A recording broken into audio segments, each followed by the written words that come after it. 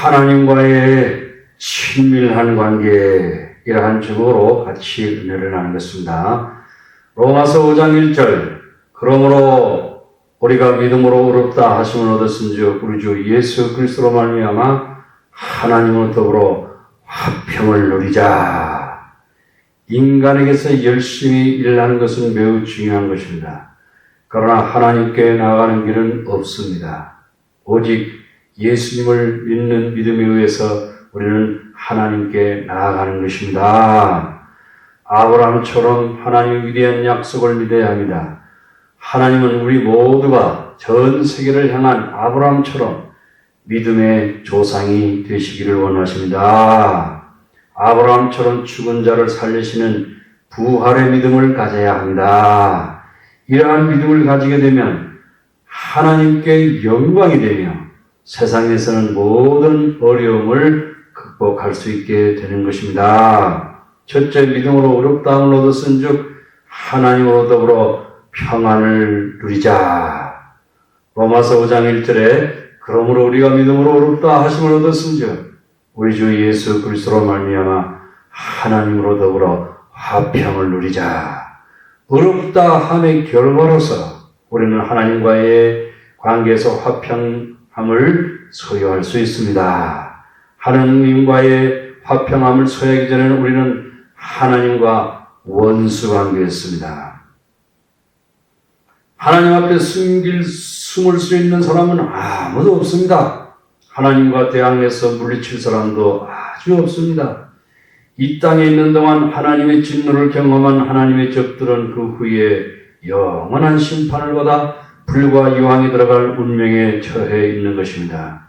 이것이 사람들이 근심하고 걱정하고 두려워하고 불안하고 공포에 휩싸이는 이유인 것입니다. 아직도 대부분의 사람들이 마음속 깊은 곳에 내적으로 근심하고 두려워하고 불안하고 공포에 휩싸이는 진정한 이유를 모르고 있습니다.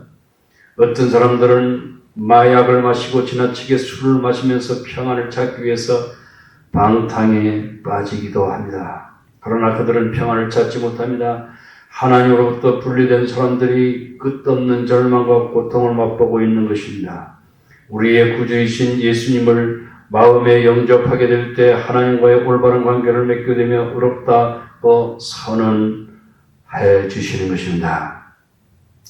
이제 우리는 더 이상 하나님의 에니미, 적들이 아닌 것입니다.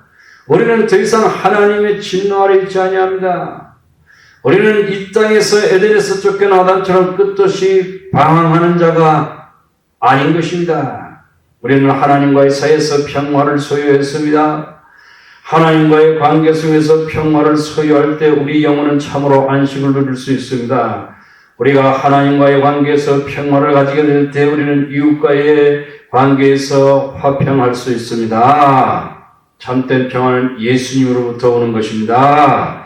세상의 평화를 찾지 말고 진실된 평화를 소유하기 위해서 우리는 예수님께로 나아와야 하는 것입니다. 두 번째 즐거움입니다. 로마서 5장 2절에 하나님의 영광을 바라고 즐거워하느니라.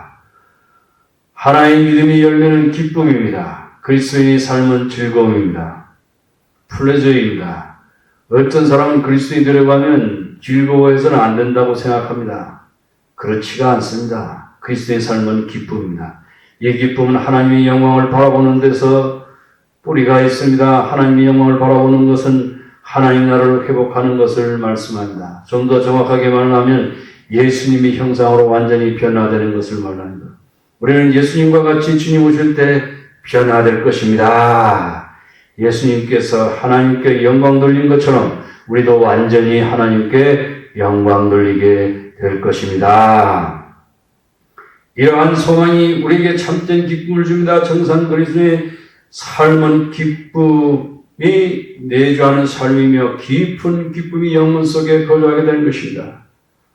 로마서 5장 4절에 인내는 연다는 소망을 이루는 줄 알미로다. 그리스도의 성격은 그리스도의 형상을 닮아가는 것입니다. 우리는 고난을 하나씩 겪어가며 인내할 때 그리스도의 형상이 우리 안에 이루어지는 것입니다. 소망이 부끄럽게 아니하면 우리에게 주신 성령으로 말미암아 하나님의 사랑이 우리 마음에 부은 바 됨이니 어느 날 이 세상의 모든 것은 사라질 것입니다. 그러나 하나님의 나라 안에 있는 하나님의 영광은 영원히 지속됩니다. 더욱이 우리가 이 땅에 사는 동안 성령으로 하나님의 사랑을 우리 마음에 부어주십니다. 성령은 현실과 희망 사이에 다리로 연결됩니다. 이러한 희망은 어떤 환경 속에도 기쁨의 원천이 됩니다. 그러므로 고난 가운데서도 기뻐할 수 있습니다. 세 번째, 죄인을 향한 하나님의 사랑입니다. 하나님은 그의 사랑을 성령을 통해서 우리 심령에 부어주셨습니다. 우리는 성령을 볼 수 없지만 성령께서 우리 심령에 오면 하나님의 사랑을 느낄 수 있습니다. 성령이 오시면 큰 위로와 큰 확신을 발견합니다. 하나님께서는 그분의 사랑을 샘이 넘쳐 흐르는 것처럼 쏟아부어 주시고 이웃을 축복하는 원천이 되도록 해주시는 것입니다. 로마서 5장 6절에 우리가 아직 연약할 때에 기약대로 그리스도께서 경건치 않은 자를 위하여 죽으셨도다. 의인을 위하여 죽는 자가 쉽지 않고 선인을 위하여 용감히 죽는 자가 혹기거니와 우리가 아직 죄인 되었을 때 그리스도께서 우리를 위하여 죽으심으로 하나님께서 우리에게 대한 자기의 사랑을 확증하셨느니라. 이 구절은 죄인들을 향한 하나님의 사랑을 말씀하고 있습니다. 그것은 거룩한 하나님의 사랑입니다.